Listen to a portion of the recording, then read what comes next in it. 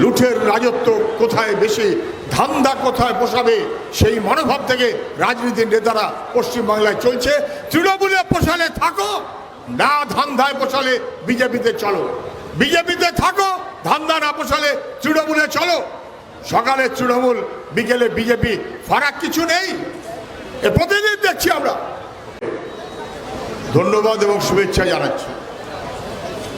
এটা United students of India অত্যন্ত জরুরি ছিল যে সমস্ত সংগঠন ছাত্রদের, যারা স্বৈরাচার বিরোধী, যারা সাম্প্রদায়িকতা বিরোধী, ছাত্রদের দাবি এবং মনন নিয়ে যারা রাস্তায় থাকে, লড়াইতে থাকে, ভবিষ্যতের প্রজন্মকে পথ দেখাতে যারা সাহায্য করে, এই গোটা দেশের সংগঠনগুলো তারা সবাই এক মঞ্চে এসে হাজির হয়েছেন। এবং সেই কারণে আমি সমস্ত ছাত্র সংগঠনকে ধন্যবাদ এবং অভিনন্দন জানাচ্ছি। আমার কোনো বাড়তি কথা বলার নেই। এটা সবচাইতে আমাদের কাছে ভালো লাগার যে বিশেষ করে এখনকার যে প্রজন্ম, আমাদের সময় চাইতেও তারা অনেক বেশি নানান কষ্টের মধ্যে আছে। স্কুল কলেজ লেখাপড়া দেশে 12টা বেজে গেল। পশ্চিমবাংলায় টের পাচ্ছেন 8000 স্কুল বন্ধ। গোটা দেশ জুড়ে শিক্ষার গুরুত্ব ক্রমশ কমছে। সারা দেশের সরকার এবং রাজ্যের সরকার তারা শিক্ষা খাতের বাজেট বরাদ্দ ক্রমশ কমাচ্ছে। আমাদের ভারতবর্ষের স্বাধীনতার পর চলতে চলতে এখন 1% কম গবেষণা খাতে খরচ। শিক্ষায় খরচ কমছে, স্বাস্থ্য ব্যবস্থায় খরচ কমছে, গবেষণায় খরচ কমছে। তার দেশ কিসের জন্য? একটা দেশ, তার লক্ষ্য কি? স্বাধীনতা সংগ্রাম আমাদের ব্রিটিশের বিরুদ্ধে। গোটা দেশের ছাত্র যুব মানুষ তারা লড়াইতে সঙ্গে থেকেছেন। শ্রমজীবী, কৃষক, সংগঠিত গণ আন্দোলন, নানান ধরনের, নানান বর্ণের। একটা কথাই স্পষ্ট ছিল, আমাদের দেশ ভারতবর্ষ জগৎ সভায় শ্রেষ্ঠ আসন কি করে নেবে, সেই লড়াইয়ের জন্য ব্রিটিশের বিরুদ্ধে দেশ জুড়ে লড়াই হয়েছে।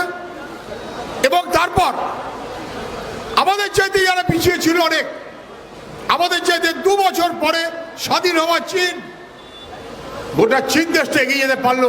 আমরা ভারত, আমরা পিছিয়ে থাকছি কেন? এ দায় কার? এ দায়িত্ব কার? এ অপরাধের দায় কে নেবে? আমাদের যখন ভারতবর্ষের স্বাধীনতা হয়, আমরা অনেক এগিয়ে নানান দিক থেকে। আমাদের দেশে জনসংখ্যা তখন চীনের চাইতে কম, কিন্তু চাষের জমি আমাদের চীনের চাইতে বেশি। আমাদের দেশে গঙ্গা দুবার বিধৌত করা, চীন দেশের হুয়াংহ নদী সর্বনাশ ঘটায়, বন্যা ঘটায়, বিপদ ঘটায়। আমাদের দেশে তখন নানাবিধ শিল্পকেন্দ্র, কলকাতা, বম্বে, সুরাট, বরোদা, কোয়েম্বাটুর, চেন্নাই, গোটা ভারতবর্ষ জুড়ে। চীন দেশে, গোটা চীন দেশে একমাত্র মাঞ্চুরিয়া, একমাত্র, আর কিছু নেই।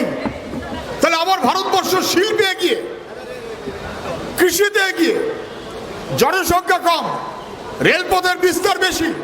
আর আমাদের চাইতে 2 বছর পরে স্বাধীন হওয়া চীন সমস্ত ব্যাপারে পিছিয়ে ছিল, সে ক্রমশ এগোতে পারলো। আমরা কেন এগোতে পারছি না? লড়াইটা নীতিগত লড়াই। সমাজতন্ত্রের পথ ধরে ওরা এগিয়েছে, গণতন্ত্রের পথ ধরে ওরা এগিয়েছে, গোটা দেশের মানুষকে ঐক্যবদ্ধ করে পরের প্রজন্মকে গড়ে তুলেছে। সারা দুনিয়াতে শিক্ষা, গবেষণা, প্রতিটি ক্ষেত্রে তারা এগিয়ে চলতে পারছে। আর আমাদের দেশ ক্রমশ একটা বিপদের মধ্যে গিয়ে পড়ছে, কোনো সন্দেহ নেই। এবং এদেশ যারা পরিচালনা করছে, দিল্লিতে মোদীজি, এ রাজ্যে মমতা ব্যানার্জির নেতৃত্বে তৃণমূলের সরকার, এদের কোনো আগ্রহ নেই যুব সমাজের প্রতি, কোনো আগ্রহ নেই ছাত্র সমাজের ভবিষ্যতের প্রতি। গোটা দেশ জুড়ে সেই কারণে সবচাইতে বেশি বেকারি এই সময় মোদীজির আমল। গোটা দেশের সবাই জানেন, প্রতিটি ক্ষেত্রে আমরা পিছোচ্ছি। শিশুদের অপুষ্টি, আমরা ভারতবর্ষ পিছিয়ে যাচ্ছি।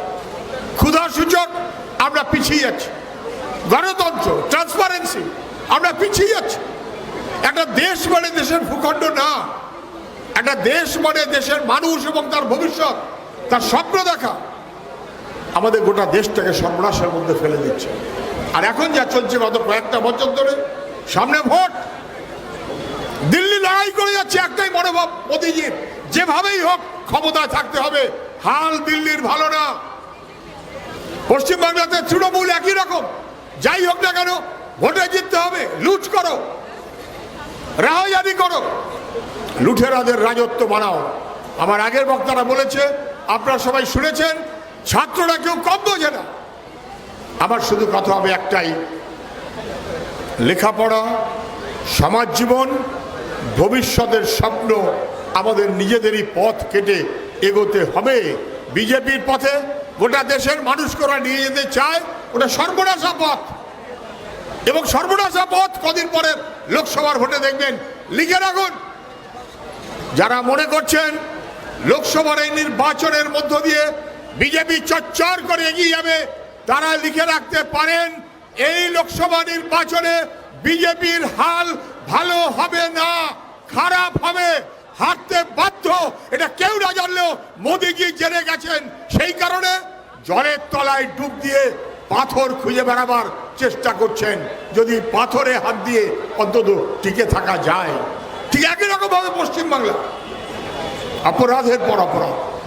যারা পশ্চিমবাংলা একটা সময় রাজনৈতিক কর্মী ছিলেন, হয়তো বাম বিরোধী, হয়তো কংগ্রেস, হয়তো পরবর্তীকালে তৃণমূলে গেছেন, হয়তো বিজেপির সঙ্গে গা মিলিয়েছেন, লুঠের রাজত্ব কোথায় বেশি, ধান্দা কোথায় পোষাবে, সেই মনোভাব থেকে রাজনীতির নেতারা পশ্চিমবাংলায় চলছে। তৃণমূলে পোষালে থাকো, না ধান্দায় পোষালে বিজেপিতে চলো, বিজেপিতে থাকো, ধান্দা না পোষালে তৃণমূলে চলো। সকালে তৃণমূল, বিকেলে বিজেপি, ফারাক কিছু নেই। এ প্রতিদিন দেখছি আমরা। বিজেপির নেতা হবার পূর্ব শর্ত হচ্ছে তৃণমূল দল থেকে ছেড়ে গিয়ে সে বিজেপিতে গেছে। তৃণমূল করে আসলে বিজেপিতে তার দর বেশি। কেন হচ্ছে? নীতি নৈতিকতাহীন একটা দুরন্ত দুর্বিষহ একটা অবস্থার মধ্যে আমাদের দেশকে ফেলছে। দেশের মানুষ স্বচ্ছতার জন্য, দুর্নীতির বিরুদ্ধে লড়াইতে যখন চলছেন, তখন দেখতে পাচ্ছেন, আপনারা শুনেছেন, শাহজাহান নাম শুনতে শুনতে সবাই অভ্যস্ত হয়ে গেলেন। নিরাপদ সর্দাররা, ওখানকার ভূমিজ মানুষ, মানুষের পক্ষে লড়াই করে পাড়া ছেড়েছেন, এলাকা ছেড়েছেন, আক্রান্ত হয়েছেন, বামপন্থীদের সরিয়ে দিয়েছে এলাকা থেকে। তার বিনিময়ে গোটা সন্দেশখালী জুড়ে লুট। আর আমি বলছি, সন্দেশখালী শুধু সন্দেশখালী না, গোটা পশ্চিমবাংলার জায়গায় জায়গায় সন্দেশখালী। এখন লুটেরারাই তৃণমূলের ভরসা, সাম্প্রদায়িক শক্তি বিজেপির ভরসা। এই দুয়ে মিলিয়ে একসাথে এরা চলতে চায়। তার বিরুদ্ধে গোটা রাজ্যের মানুষকে ঐক্যবদ্ধ করে চলার কোনো বিকল্প নেই। দাবি আমাদের একটাই, সবার জন্য শিক্ষা চাই, সবার জন্য কাজ চাই, ভবিষ্যৎ স্বপ্ন আমাদের রক্ষা করতে হবে। এদেশ বিজেপির হাতে ছেড়ে দেওয়া যায় না, যারা স্বাধীনতা সংগ্রামের বিশ্বাসঘাতক ছিল। এদেশ অন্য কারো হাতে ছেড়ে দেওয়া যায় না। এদেশের ভবিষ্যৎ, এদেশকে রক্ষা করার দায়িত্ব আমাদের ছাত্র সমাজ, তারা নেবেন, ঐক্যবদ্ধভাবে নেবেন। সমগ্র ছাত্র সংগঠনগুলো সেই মনোভাবে চলবেন, এই আশায় সবাইকে শুভেচ্ছা জানিয়ে আমার কথা আমি শেষ করছি। ভালো থাকবেন। ইনকলাব জিন্দাবাদ।